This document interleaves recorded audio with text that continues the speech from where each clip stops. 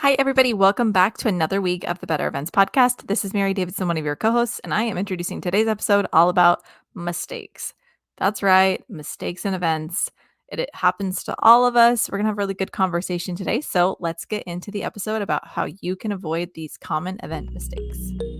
Welcome to the Better Events Podcast. Join two event strategists, Logan Clements and Mary Davidson, who believe we can all create, host, and attend better events. In this podcast, you will learn about event strategy and actions that you can use today as an event host, planner, or manager. Hear directly from the people who are creating innovative and inspiring events today and tomorrow, and grow your business along the way. Now, let's get started, and thanks for listening to the Better Events Podcast. Welcome back, friends, to another episode of the Better Events Podcast. I'm your co-host, Logan Clements, and I'm joined by fellow co-host Mary Davidson. And before we jump into this week's topic, all about common mistakes at events, we're going to do our conversation starter like we always do. And Mary, this is a real hard-hitting one. Do you think small talk is useful? Why or why not? Interesting. Conversation starters are essentially small talk, right? So this is the epitome of what we're doing. Do I think small talk is useful?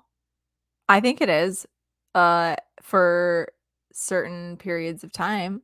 Like if it's just constant small talk, there's no substance. But to get started, you bet I'm going to use small talk. It's a good introduction, I guess, to a conversation. That's my opinion. What do you think?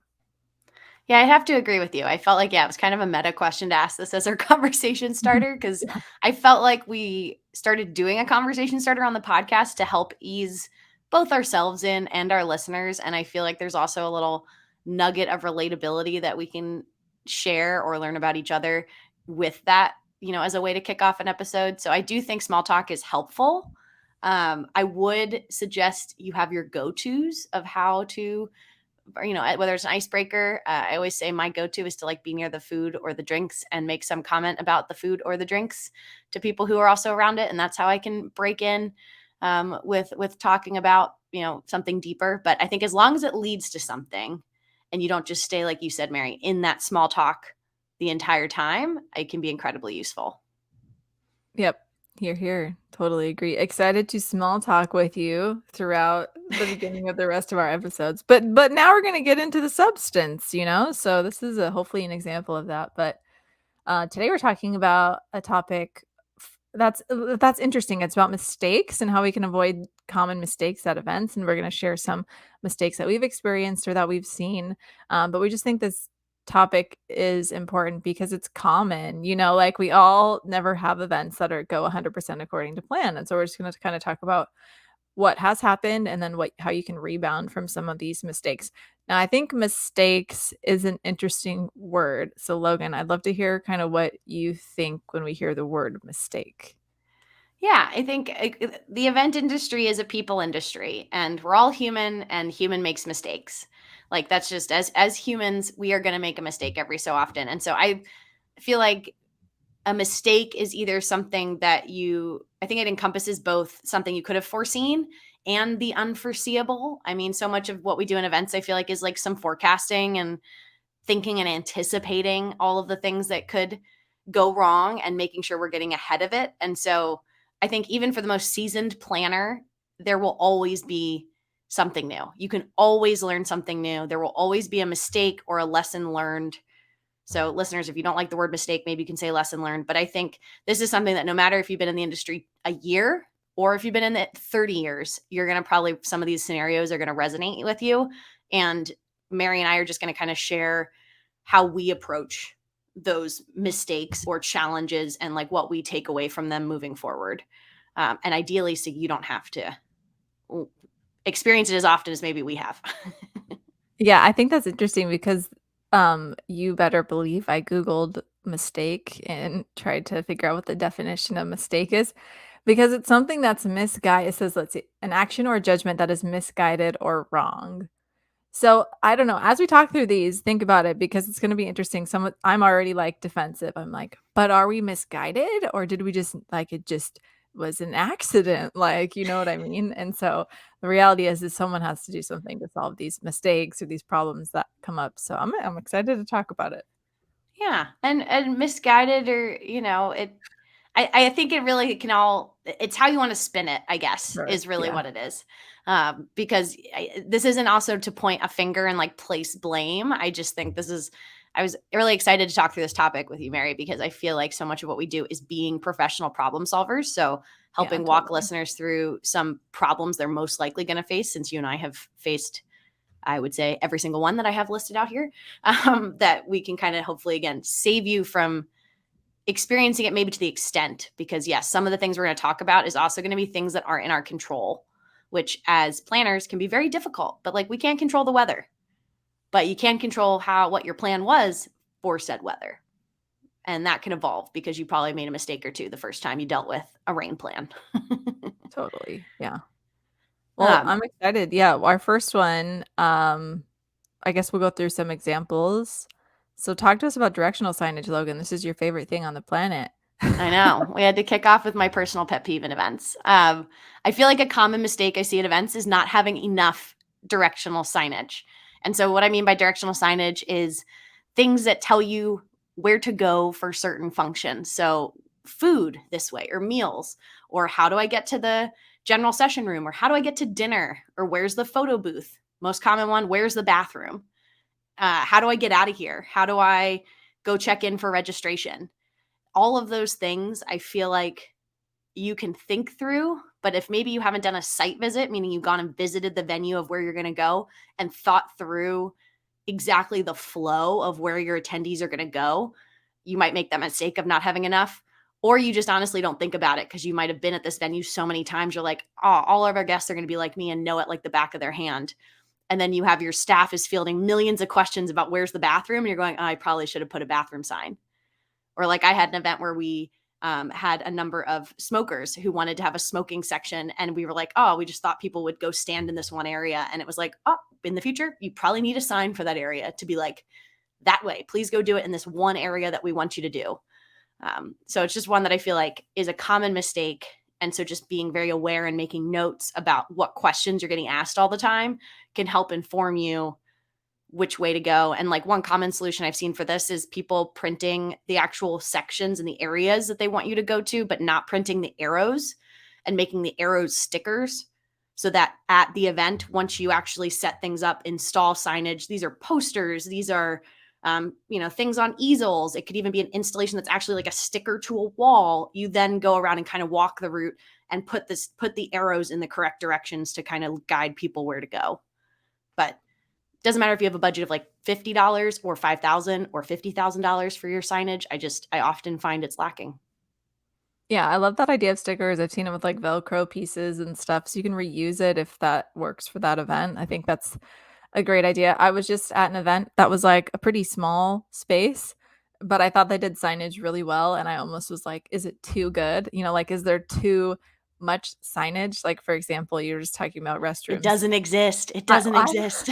I think it doesn't exist. Yeah, I agree with that. But it was just kind of funny because there was like a restroom sign right in front of the actual restroom sign. And I'm like, I don't know, feels just like a bit much, but I mean, you sure won't miss it. Like, so that's good.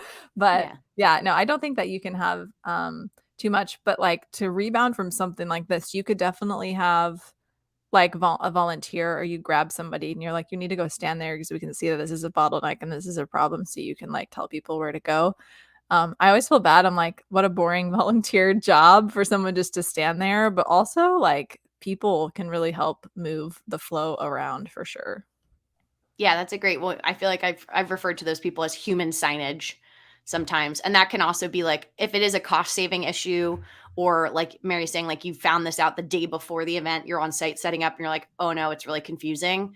That's a very easy, in the sense that you don't have to get something printed or maybe pay for that, but like you are then using extra bodies of humans to actually direct people and send them to the right place. Yeah. All right. Our Absolutely. next mistake we have, Mary, I feel like, have you had this come up recently? Sessions running late. So whether that's content sessions or the actual meal portion of your event running over. Yeah, there was one event that like it was kind of the whole thing. It was just running over. Like we needed to be out of the venue by a certain time.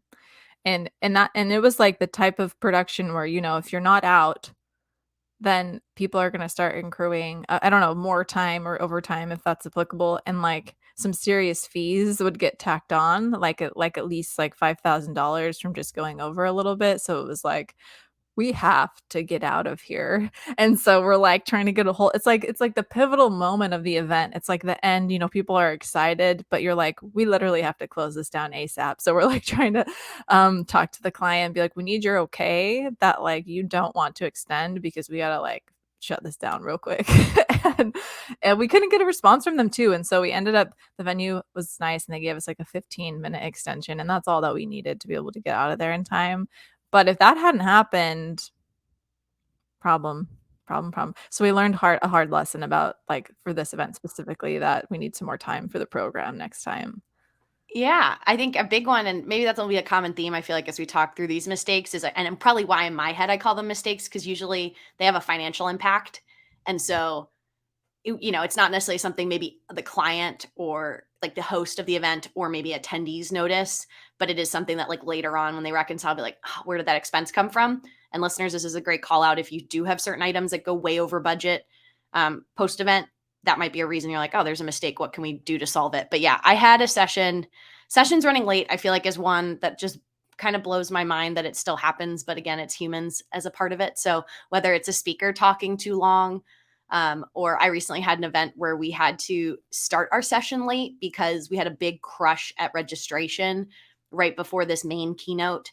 And like now it's in my head, I'm like, we should have just anticipated that most people weren't going to take advantage of registration being open all day and they all were going to come those 15 minutes before.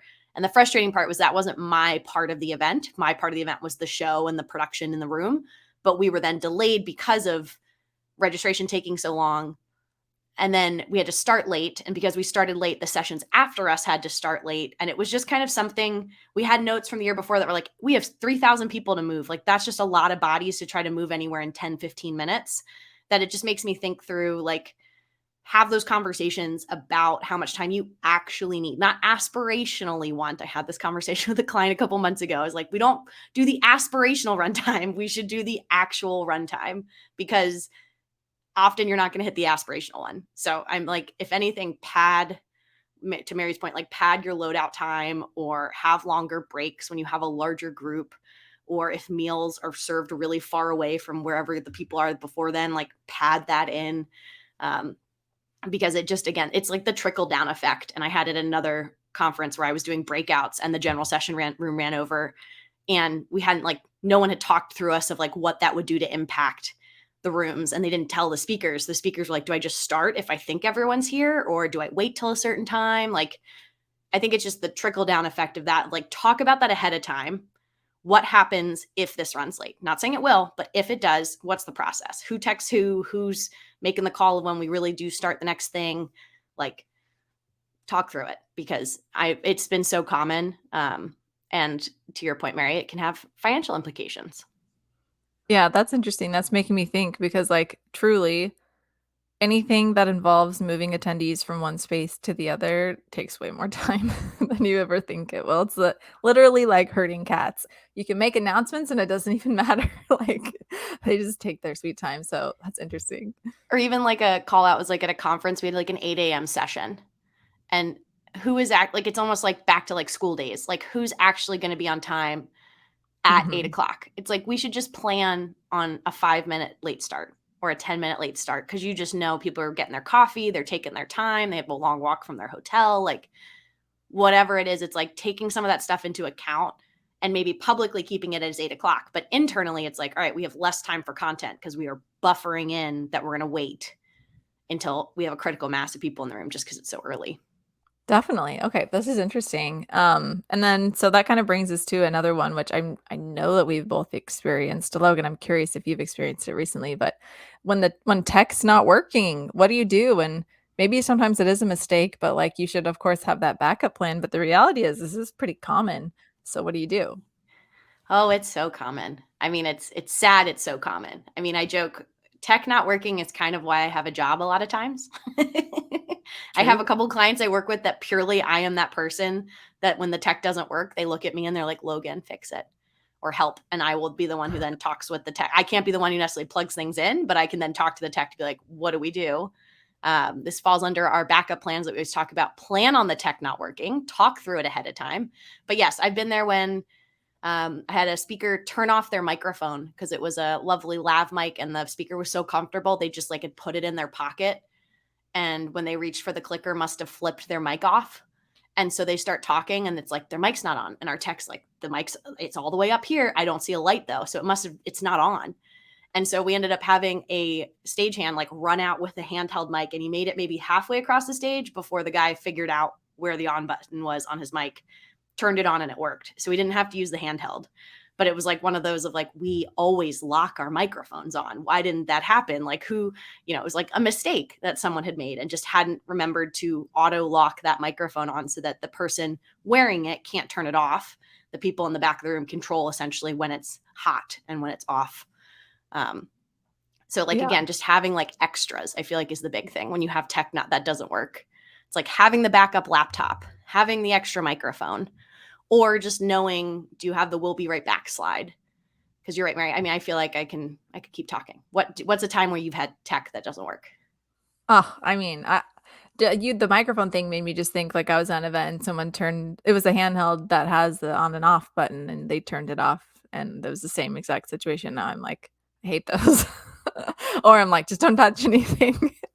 But I mean, yeah, no, it's happened so many times. I liked your example. I feel like that is a good example.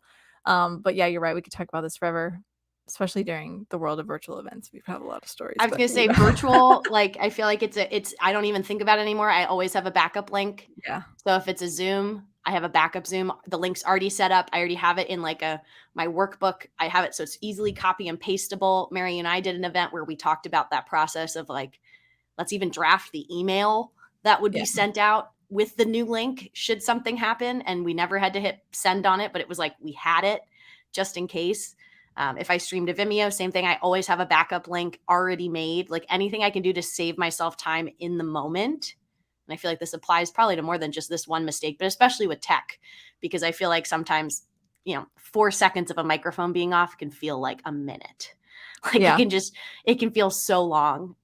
So yeah, just having backups, spare batteries, double, triple, quadruple checking stuff, always making tech rehearsals are so important for that reason. So if you ever have a tech vendor who like doesn't want to let you have rehearsal time, even if it's just mic checking, playing a video to make sure the audio sounds okay, like just push for it, people, because I just had someone, was another podcast I was listening to the other day was talking about how AV can kill your event. I was like, that's so harsh. Wow, it can really kill. I was like, yeah, really strong feelings. But I was like, but actually it is true, I guess. If you're doing a beautiful gala with amazing dinner and this amazing call to action, but no one can hear it because the video doesn't play right, or the microphone stops working, or the clicker's being difficult, or you got awful feedback in your ear because the audio's like something's off, like those really can color an experience. And often you won't think about the AV when it all goes right. You often don't think about the AV at all, the tech part. It's like, oh, it's just, you shouldn't even notice it. But yeah, so that's a common one. Listeners, if you've experienced it, we hear you. It happens all the time. Again, it's more about how you react to it than controlling that mistake not happening, because so much of it is just human error. Yeah, and I think you also mentioned something really quick, but I thought that it could apply to anything that we're talking about, is if something goes wrong, sometimes it is great to preemptively, as part of that contingency plan, have an email drafted. And this could even be as far as, I was at a conference and I went to a session that was about, I don't remember what it was called, but it was like disaster planning for events. Like if something crazy happens, do you have an email drafted to send to attendees, either for like a safety purpose or like some crazy person gets on stage and says something crazy, like do you have something drafted kind of as like an apology, almost like own the situation? And I've thought about that ever since then. I'm like, this is an interesting idea, just to have something ready to go if something happens, because a lot of times you have to react quickly, and so it's hard to draft something that is eloquent when you're feeling a lot of these emotions. So I think I just wanted to call that out for anything we're talking about. That could be a good solution depending on what it is. Definitely. Our next mistake we see at events, I feel like, and again, maybe you don't call it a mistake, but Mary, have you ever had a situation where an event has finished early? I'm trying to think. This is interesting. Like definitely late, but early. Yeah, I guess I have had a few, but it hasn't been a problem. I think sometimes we've been surprised that people haven't stayed, like sometimes you buffer in time for them to socialize and linger, and sometimes they just get out of there. That's never really like a problem. What about you? I had it once as a problem because it was a essentially a dinner that had an after party. And I was like you, and I was in the camp like, if we finish early, it's a great problem to have. People love when you finish early. Wrong, because the after party was only going to be set up by a certain time. So we essentially, in the moment while it's actually happening, had to live communicate to our host through our stage manager to tell him to slow down because he was going so quick. And we'd been emphasizing a lot of it was like, yeah, keep it moving. People say it always drags too much. And he was doing a great job of it, but he was almost going, he actually went too quick and we had to have him slow down because we were getting told by the logistics company the after party won't be ready. People are still setting up. Like we were not going to be prepared. It's not technically supposed to start till 9. Earliest we're going to be ready is 8:45. You cannot finish before 8:45. And that was a scenario where I was like, now I need to think about it. I always think about the late because yes, like you, Mary, it's like overtime, overages. But now if only everything I do ask that question when other things are in play, usually more common for in-person events where there's a lot of setup and things and logistics that maybe the shuttles aren't running if we finish early and we need to know what to do with that time or have the DJ play longer or something. But again, just good to know and make note of in the moment, quickly kind of talking through what that looks like, what's the plan. And then afterward, realizing like, if it finishes too early, should we start a little later? Or do we need to give more of a break at a certain time to make sure it's finishing closer to what we want? And this is more significant. I'm talking about like 15 to 30 minutes early, not when you finish like 2 minutes early. I mean, everyone loves that. But yeah, that's kind of one of the scenarios I had where I realized I was like, ooh, it was a little bit of a stressful finish because we were trying to get them to slow down. And our next one is pretty common as well, but an attendee showing up who isn't registered or on the attendee list. What do you do in this situation? Yeah. And this goes under mistakes because sometimes it's a mistake of the organizer, but often it's a human error on the attendee's part, but they're going to be upset. I had this Yeah. at an event a couple months ago where I had a very enraged person who couldn't understand why I didn't have their guest registered. And they swore Okay. up and down that that person was registered. And I guess the way we dealt with this mistake was more that we had what I will call a trouble table. And I will never externally to a guest call it the trouble table, but it's essentially with multiple registration stations set up. And then I was the trouble table. So anyone who was complicated, who we couldn't find their name, anything like that, they just said, oh, my colleague Logan down here can help you. So we were able to kind of triage issues to keep the line moving and keep people moving. But anyway, long story short, it turns out the person who registered this gentleman and his guest had incorrectly marked down his guest as his wife, gave them both the same last name. So when we were trying to search her last name, it didn't come up. They were not married. They are not actually, it was again, human error, but we were able to find them and they were registered and get them in. So it wasn't, again, a human error. It was more just having that kind of like registration setup that helped triage. And then this is also just like a scenario now that I talk about at any event. It's part of my backup plans if I'm helping with registration at all, which I'm doing for a couple events. I talk through that. Like, what is that process? Do we let people register day of? Are we worried about people sneaking into the event? Do we need to be checking IDs to make sure the person who says they're Mary Davidson is Mary Davidson? Because then that kind of impacts how you're going to approach that situation. And often the person working registration, like myself, or if it was a volunteer, like they're not going to know that information unless you've told them. Yes, we're still selling tickets. No, we're not. Here's who I'm referring you to. I'm referring you to Logan. I'm referring you to the client. I'm referring you, whoever that is. Mary, how have you handled this scenario of having an attendee who isn't registered or on the attendee list? Yeah, I love what you said about having that troubleshooting table because registration is like as far as event flow truly is one of the main spots for bottlenecks, I feel like. So that those tables super, super help.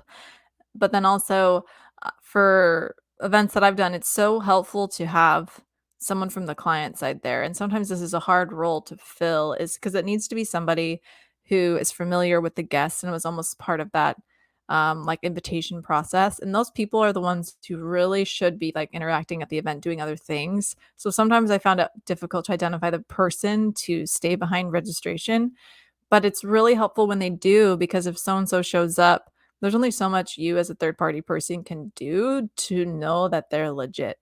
But somebody from the organization could come and be like, oh, you're so and so. Yep, we'll get you seated. No problem. You'd really fit well at this table. Like, that's hard for us to do. It just is. So I love having, like, best case scenario, somebody like that is there and can help. Yeah. And it's going to happen. I feel like no matter how how thorough you are with your list, again, human error, it's going to happen. Mary, how have you dealt with the common mistake we see of going over budget at an event? This is something that if I feel like if it's well, there's two scenarios. One's pre-event. If it's pre-event, you can usually catch it. Like, you know it's happening if you're tracking the budget. So it's more just like getting approval along the way. But I think it really comes down to like the goals, because is this thing that's causing you to go over budget? Like, do you need it? Is it like going to be that impactful for the goal of your event, whatever it is? And a lot of times the answer is no. So we actually decide not to do it. But if it's going to affect something that's super important to the event, like the content or the quality of, like, if you're live streaming a hybrid event and you don't have like the Logan, I know you feel passionate about cameras and like how many cameras that could really influence that virtual attendees experience. So then that is a true conversation on, is this worth, adding to the budget, and does it make sense? So I think it's just the conversation piece. And a lot of times the clients, they need our recommendation, because they don't know. They're like, should I be spending my money on this? And so they want us to kind of help them figure that out, which sometimes feels like a lot of pressure, but I also appreciate, that they're asking or considering. When it happens in person, I have never had to deal with that, but I was listening to another person talk, and they were saying that you can bring like a change order form, or not a change order. It's something that it's like a form you bring on site, and you're basically getting approval. Like, someone will sign it from who's in charge of the client financials or whatever, basically saying like, yes, I approve this expense that you need to do on site last minute, which I think protects you as the planner or producer. So I really liked that idea, but I've never had to do that. What about you? Yeah, I think to that point, I was going to say my biggest, this has definitely happened. A lot of times I find we'll go through that triage process, like you talk about pre-event, Mary. And then once you're on site, I've had some clients who like, budget doesn't matter, just get it done.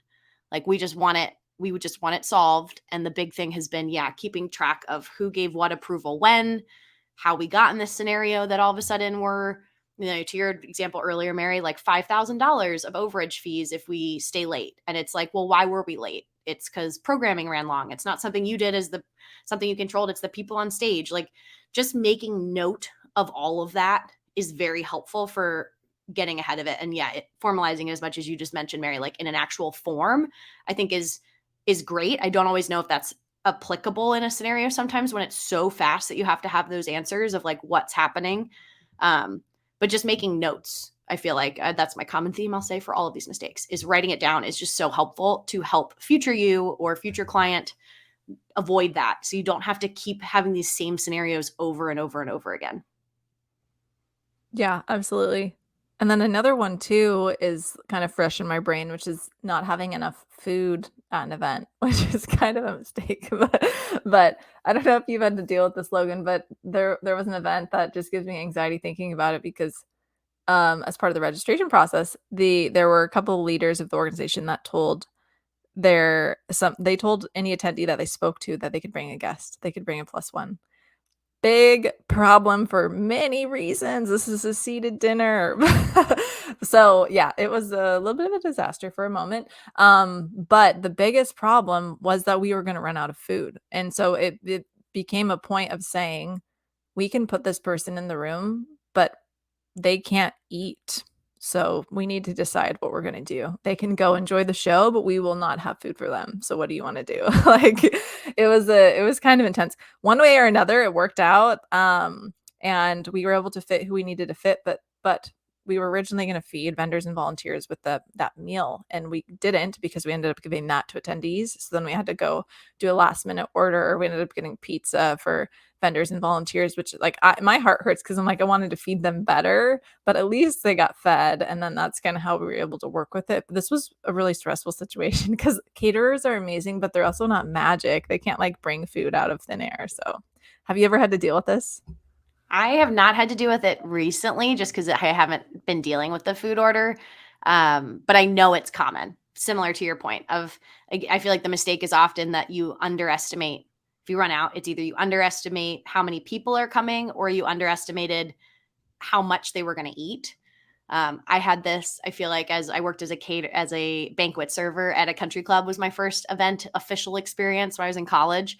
And it was funny to see the difference in just how attendees acted and like the atmosphere when you had plenty of food to go around versus when you had limited food going around and they wanted us to make it look like there was more food going around, but you would get way more people in your face trying to get the food when it was limited versus how hard it would be if we had lots of food. It was harder to get people to take stuff off our trays.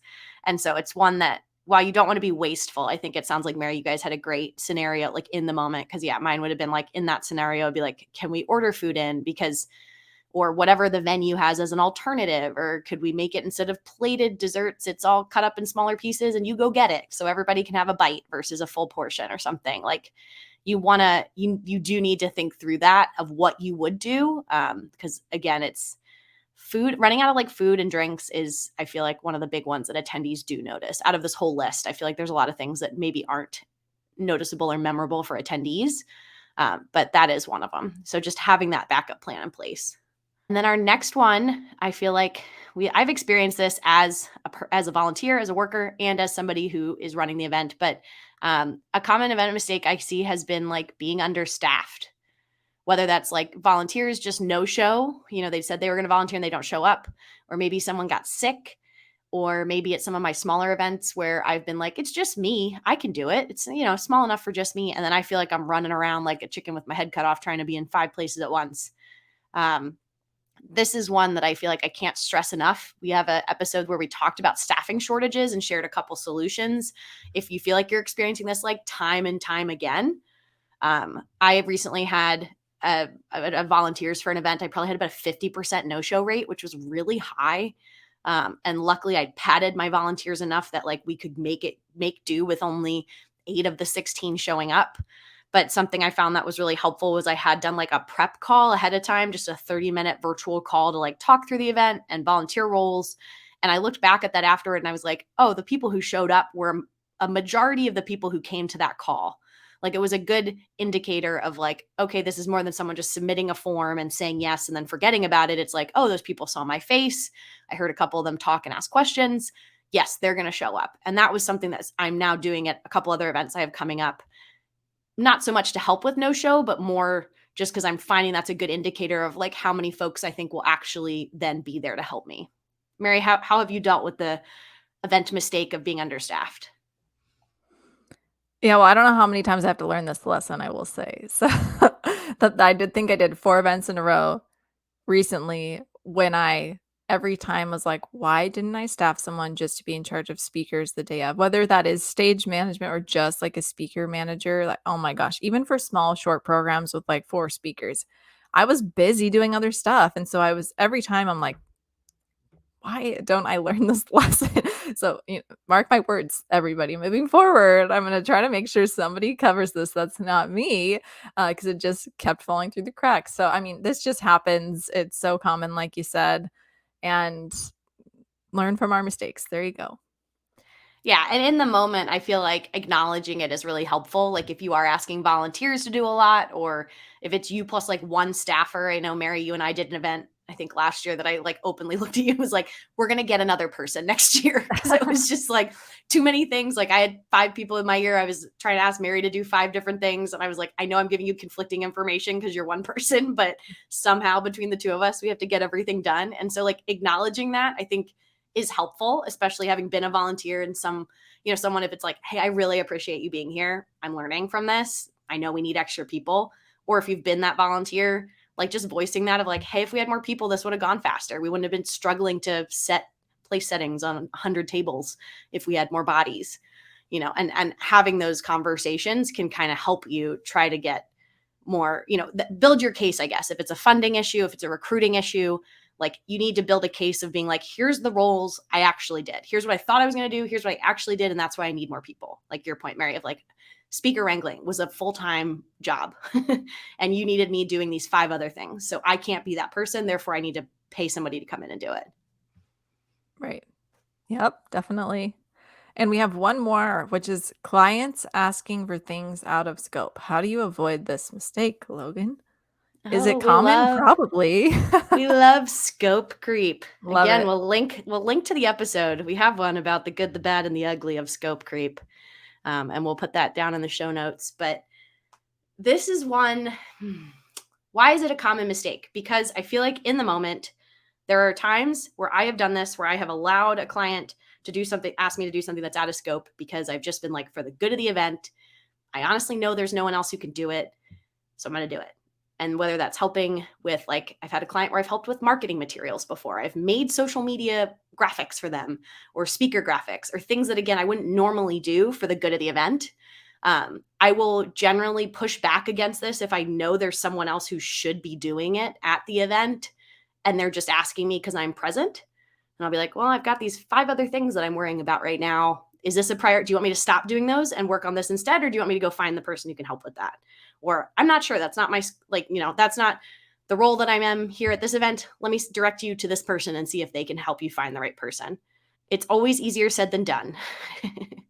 Because I think this is something that is just, you got to kind of figure out your own boundaries of like what you're comfortable doing. And again, for me, it's not even my own personal, it's my personal plus the client specific. I feel like I tend to be more forgiving with some of my nonprofit clients. But again, I take pretty decent notes, or try to make sure that then in the future that's included in the scope. And I had a client where I did that. I helped with some marketing materials. Next year, I just put it in the scope and I put in a couple hours there, and they feel like we had one conversation. They're like, well, was that really needed? And I was like, I did that for you last year. And so I think you need to do it again this year. And I want to include it officially in what I'm doing for you because you need it and you don't have somebody else to do it. So Mary, how about you? How do you handle the event mistake of getting asked for things out of scope? It's so hard, and I'm still learning, honestly. Like, if it's something small, sometimes like you said, I'll just do it and then make note for the future to make sure they kind of know what we spend our time on. But I have found that most people are respectful of the scope, and I think it's because of like how we do the proposals and the contracts, that they are like very aware of what items are part of it, because they'll usually want to edit it or add to it. So they like know what it is. And sometimes when I go in and they're just like, all right, we're really mindful of your time, and so we're going to do this and this, I'm like, okay, thank you. Like, that's nice. But then that's not always how it works. And so when it does happen, if it's something bigger, I have had to push back recently on a couple things, but I don't know, it hurts my heart. I'm a people pleaser. So pushing back on scope creep is just a continual challenge for me. So I like what you said, Logan, and I don't know that I can add more than that, but I'm learning. So learn We'll have you along go with back. me. You can re-listen to our episode about scope creep, the good, I the bad, and the know. ugly. Because there are I times when will. it's good. We talk about it. I feel like the big takeaway from there, to spoil a little bit, was yeah, sometimes it's good to showcase you can do more. But the line you draw is when it is truly out of scope. It is not something that you're good at, or maybe you specialize in, or it is truly taking away. And this is again where I think a common mistake can be, people are like, I want to people please, I'm going to go help you do this thing, and then something that was on your actual scope on your plate falls through the cracks because you were busy doing this other thing. And that's again the mantra I always tell clients. It's like, you have the right people in the right roles, but we want to make sure we stay focused on those roles and just understanding what those are. So when it goes, we're not designers, I'm not making big edits to your slides. If you want to delete a word, totally can do that. If you want to redo a whole diagram and put icons places, it goes, I can't do, I'm going to need you to do that and give it back to me. Just because it's a little more extensive. That's going to take someone's time to do that versus focusing on that tech run through or whatever it is we're doing. But yeah, Mary, anything else to add about, I feel like we've gone through a lot of common mistakes, given them some avoidance, but also how to rebound is the big one, I feel like, because mistakes are going to happen. That's just my big thing. Yep, they're just gonna happen. So no, I think we covered a lot of them, a lot of common mistakes. So we could probably talk forever for this, but we'll just leave it there today. And that brings us to the end of our episode and our bonus tip, which Logan has today. Yes, I have the bonus tip. And you have heard us talk probably ad nauseum about post-event reports for events and how important it is to write down key takeaways, lessons learned, especially for this event, this episode. It's so pertinent.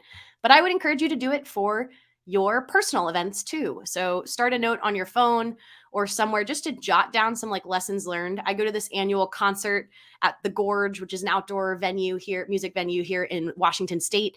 And last year I kind of jokingly jotted down some bullet points of things that I wanted to remember because I knew we would come back again the following year. And it was like as small as noting how many bags of ice we ended up purchasing between what we pre-brought in and then what we bought while we were on site, to even just reminding ourselves that the venue has a clear bag policy. And I kid you not, that list was so helpful for me this year when I was getting ready. Even the small stuff was kind of funny, but also like, oh yeah, okay, I remember what I need. And so don't be afraid if you have like a trip you take with your family or your friends, or you always go to this one place, like start jotting down some key takeaways for yourself because it'll just only help future you. Love it. Great bonus tip. And thank you everyone for listening to another episode of the Better Events Podcast. You can find us or follow us on Instagram, Facebook, Twitter, LinkedIn at Better Events Pod. You can email us, which we love to receive, at bettereventspod@gmail.com, or you can check out our website, bettereventspod.com. And that's all that we have for you today. So thank you so much. And we will be back with you again next Wednesday.